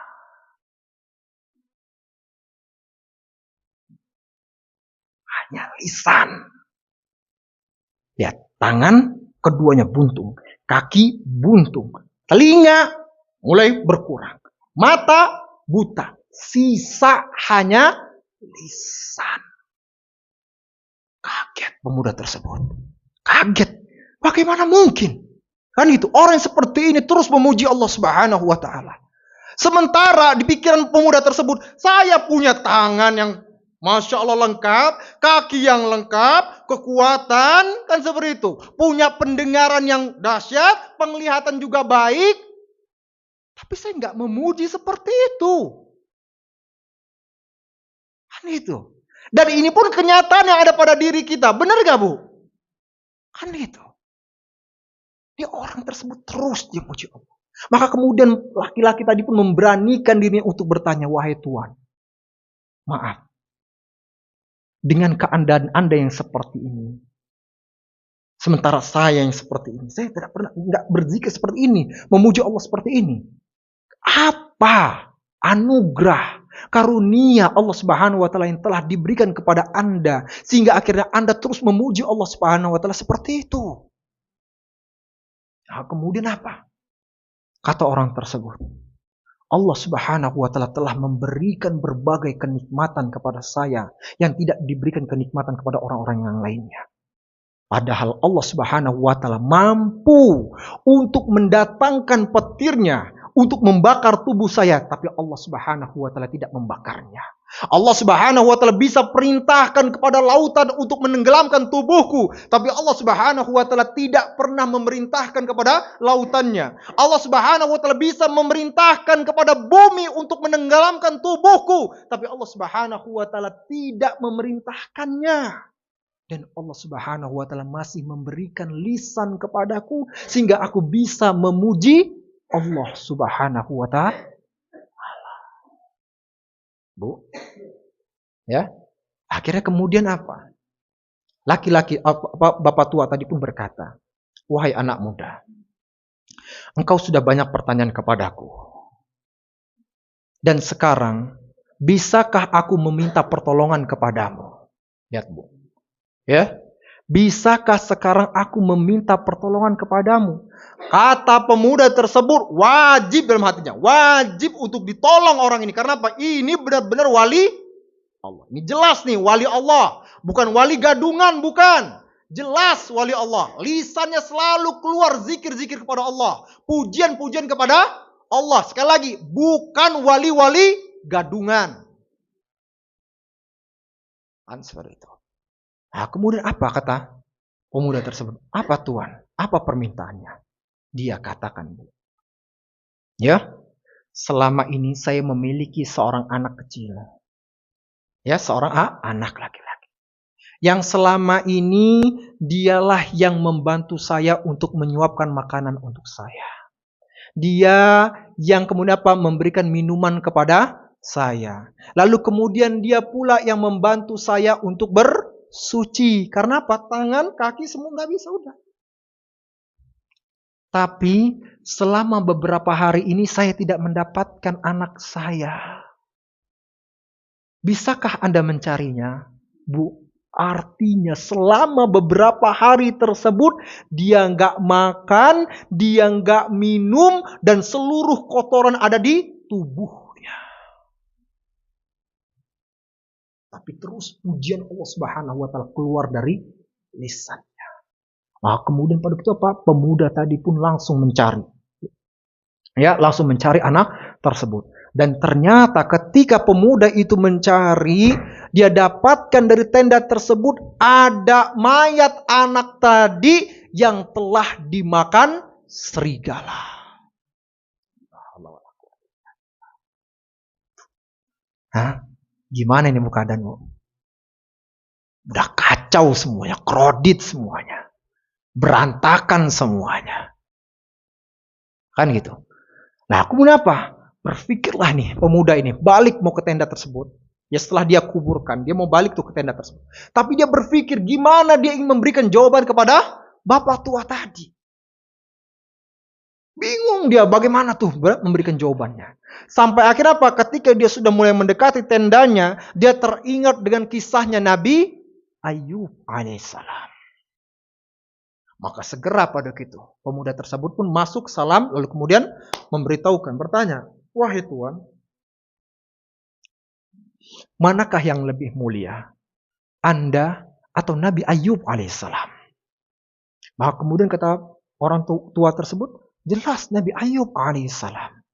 Lalu bagaimana sikap Nabi Ayub alaihissalam ketika Allah Subhanahu wa taala berikan ujian kepadanya dengan penyakitnya yang begitu panjang? Kan itu. Maka kemudian apa jawaban orang tua tersebut? Nabi Ayub dia bersabar, dia bersyukur dan memuji Allah Subhanahu wa taala. Ditanya lagi oleh pemuda tersebut, bagaimanakah sikap Nabi Ayub alaihissalam ketika keluarganya jauh darinya, menjauhi dirinya? Bagaimanakah sikap beliau? Maka kemudian jawab lagi, Nabi Ayub bersabar, bersyukur dan memuji Allah Subhanahu wa taala. Bagaimanakah? Ditanya lagi, bagaimana sikap Nabi Ayub alaihissalam ketika hartanya semuanya hilang darinya? Maka kemudian dijawab, Nabi Ayub bersabar, bersyukur dan memuji Allah Subhanahu wa taala. Maka kemudian kata bapak tua tadi, "Wahai pemuda, engkau telah banyak bertanya kepadaku. Bagaimana dengan permintaanku? Apakah sudah engkau laksanakan?" Lalu kemudian apa kata pemuda tersebut? "Wahai Tuhan, aku sudah mencari anakmu. Dan aku sudah mendapatkannya, bahwasanya anak dimakan serigala. Lihat. Ya. Ketika mendengar jawaban tersebut, maka orang tua tadi, lihat Bu, apa yang keluar dari lisannya. Dia katakan, segala puji bagi Allah Subhanahu wa ta'ala yang telah memberikan kepadaku seorang anak yang berbakti kepada orang tua. Lihat Bu, masih dia memuji Allah Subhanahu wa ta'ala. Lalu kemudian apa pada itu? Abu Kilabah atau orang tua tersebut pun kemudian apa? Dia pun langsung menarik nafasnya dan Allah wafatkan dia dalam keadaan mengucapkan pujian kepada Allah Subhanahu wa ta'ala. Sampai akhir hayatnya yang keluar dari lisannya adalah apa, Bu? Pujian kepada Allah. Yang maaf, bagaimana dengan kita? Ya, ketika terkena ujian begini dan sebagainya, maaf, ujian kecil saja kita sudah banyak mengeluh dan sebagainya. Kita sudah banyak tidak bersyukur kepada Allah Subhanahu wa ta'ala. Ini, Bu, ya, sampai akhir hayatnya tetap dia bersyukur dengan takdir yang telah Allah berikan kepadanya. Sehingga Allah wafatkan dia dalam keadaan yang sebaik-baiknya, dalam keadaan bersyukur, dalam keadaan bertakwa kepada Allah Subhanahu wa ta'ala. Nah, kemudian apa, Bu, setelah itu? Ya, laki-laki pemuda ini bingung nih. Bingung gimana nih untuk menguburkannya. Akhirnya dia keluar, ternyata dia dapat ada beberapa orang yang sedang melewati wilayah tersebut. Lalu kemudian segera dipanggil orang-orang tersebut, kan gitu ya. Lalu kemudian dikabarkan bahwasanya ada orang yang wafat.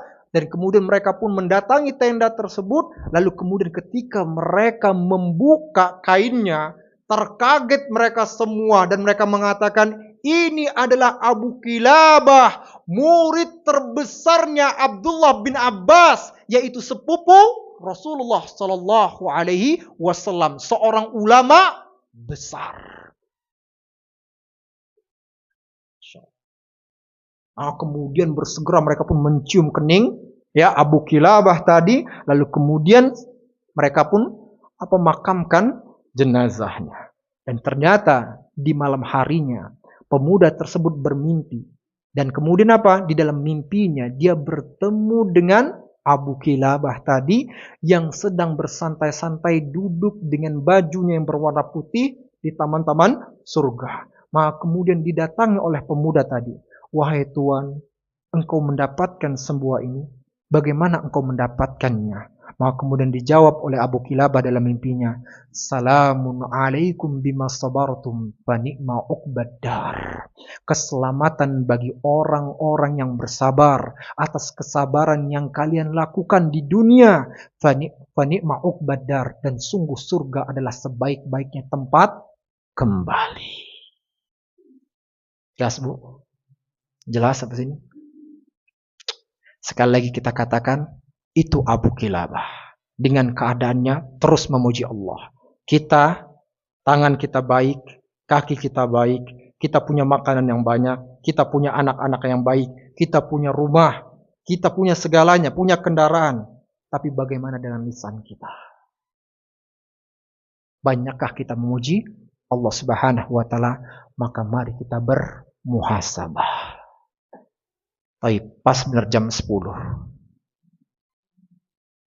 Ibu yang tadi ngomong jam 10, berhenti? Berhenti, Masya Allah. Nah, barakallahu fikum. Ya, Bu? Semoga, baik, Masya Allah. Ya, tadi kita katakan ibu sekalian, inilah sabar, ya, artinya inilah bulan Ramadan yang insya Allah akan mendidik kita untuk menanamkan kesabaran dalam diri kita dalam rangka untuk meraih ketakwaan di sisi Allah Subhanahu wa ta'ala. Semoga apa yang kita pelajari tadi bisa kita terapkan dalam kehidupan kita. Allah berikan petunjuk dan hidayah kepada hati kita, dan Allah jadikan kita semua pribadi-pribadi yang beriman dan bertakwa, dan Allah Subhanahu wa ta'ala masukkan kita semua dalam surga Firdaus A'la. Amin ya rabbal alamin. Mari kita tutup dan baca doa kafaratul majlis. Subhanakallahumma bihamdika asyhadu an la ilaha illa anta astaghfiruka wa atubu. Sekian, assalamualaikum warahmatullahi wabarakatuh.